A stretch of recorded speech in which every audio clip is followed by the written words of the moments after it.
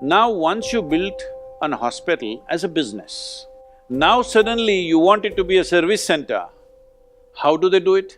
At least give them an assurance, salaries and consumables, government will pay for it and run it free, all hospitals. 3 to 6 months, no profit. Then it's important we think through the whole problem, not ad hoc saying this and that.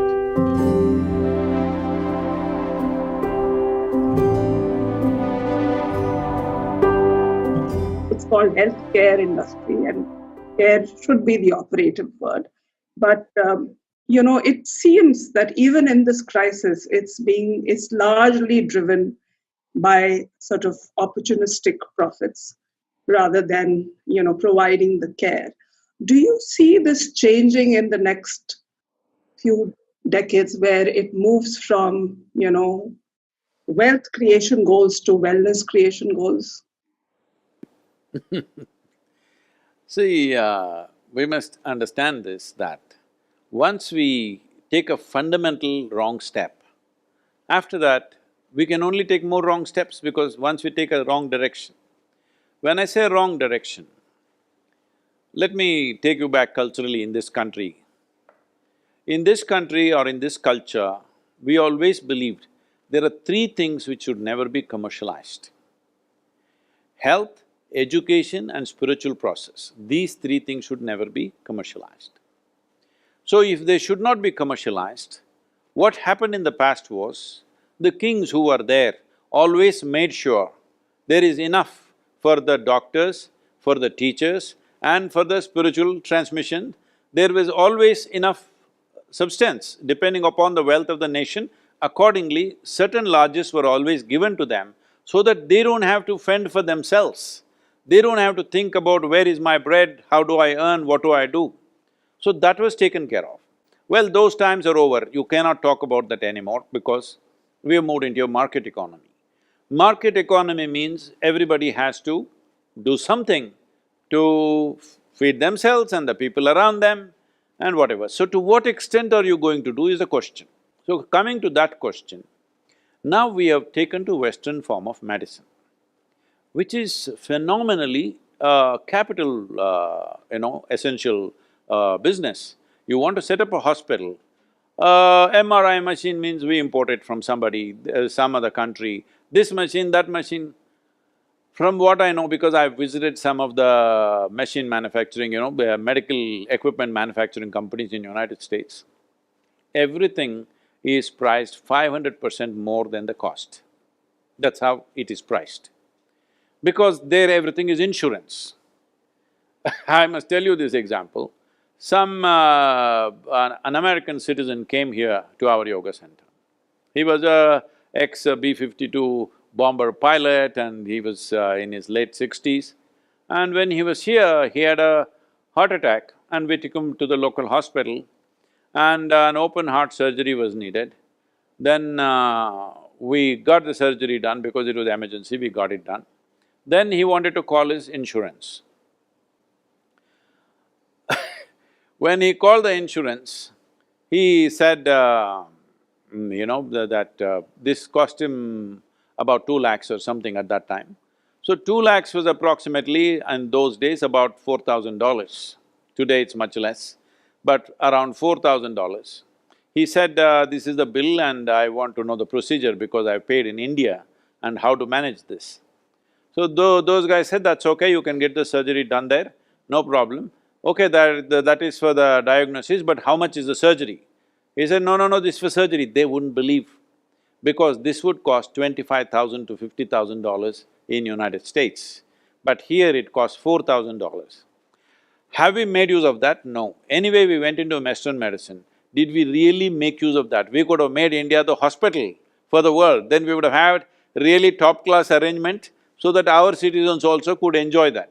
We've not done that, we've done it in a small way because there are too many impediments for even healthcare industry to grow seamlessly, too many. But having said that, now between profit and profiteering is what you're talking, am I right? Yes. Between profit and profiteering. So we need to understand this. Now once you built an hospital as a business, We must understand essentially, legally it's a business. Now suddenly you want it to be a service center. How do they do it?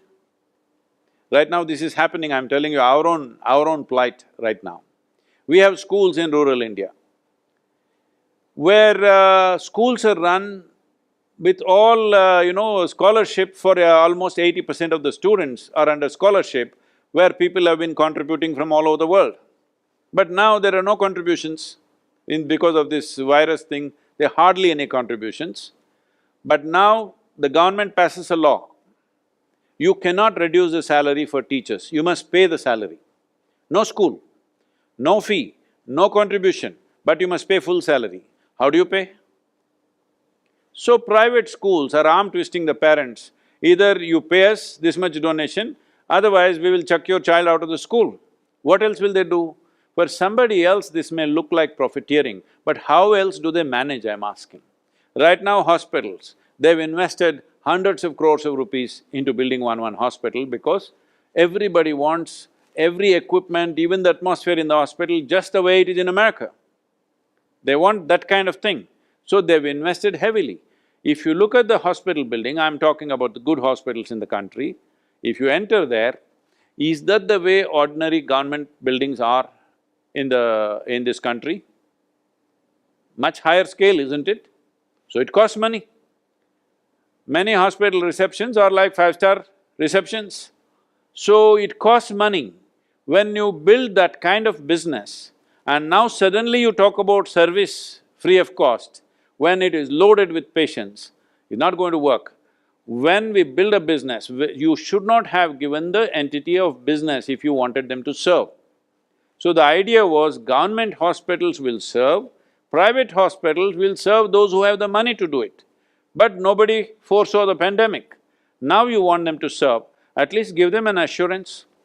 All your salaries we'll take care of, just serve free for 3 months, no profit, no loss.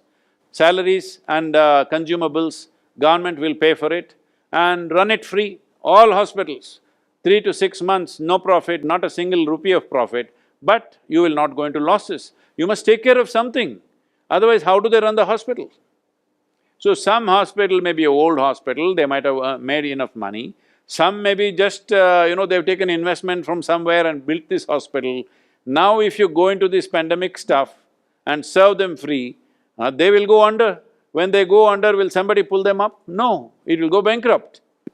So we need to understand, once we say an educational institution or a hospital or whatever else is a business entity, then it is based on profit. You cannot run it any other way. So what is profit, what is profiteering? It depends from which side of the window you're looking at it, all right? Somebody thinks this is most essential for them to survive. Somebody else thinks they can survive on nothing, on thin air. It doesn't work like that. I'm saying right now, in cities where you're reaching such a place where there are no hospital beds and people are going from pillar to post and dying unnecessarily, the government, at least if not for all the hospitals, wherever you are saying 100% of your beds we are taking, there you must say, we will pay the salaries for these 3 months or 4 months or whatever, we will take care of all the consumable expenses for you, no money, free, you serve. I'm sure they will do it.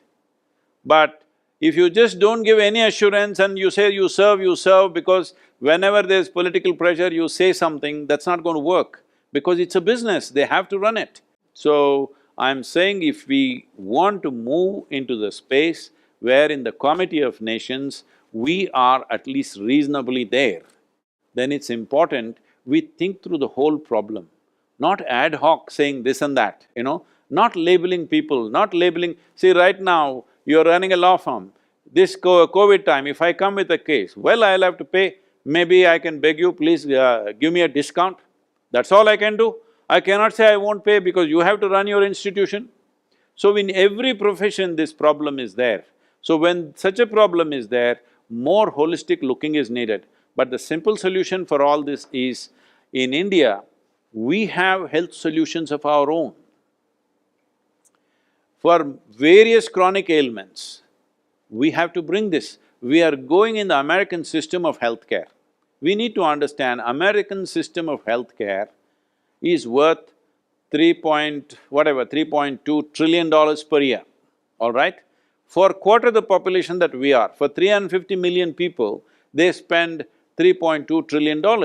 I think it's the most horrible thing to do, because in an affluent country where you have variety of nourishment choices, variety of lifestyle choices, why are so many people sick? I don't understand. 3.2 trillion is larger than India's economy. An economy which serves 1.3 or 1.4 billion people, that much and much more you're spending on 350 million people, I think it's a crime against humanity if you ask me. It is a crime against humanity that for every small thing you're spending money like this when so many people are barely nourished. Nearly 30% of India's population is malnourished, when this is the condition. So the important thing is, we need to invest in villages. We have traditional systems of medicine. Every day you don't have to run to doctor for small things. When something big, a surgery or something is needed, you go to the allopathic doctor. Otherwise, daily thing we can take care of within our own systems. We must make yogic practices compulsory. If you don't like yoga, you must run somewhere. If you must swim, you must run, you must do something. You don't do anything, you sit like a potato and you want the healthcare system to take care of you. This is not going to happen. Health is individual business. When illness comes, we'll go to doctor. But health is our business. First thing is, make the population understand this from a young age. You being healthy is your business, it's not your doctor's business or government's business. Health is your business. This itself has not sunk into people's minds. We need to sink this in.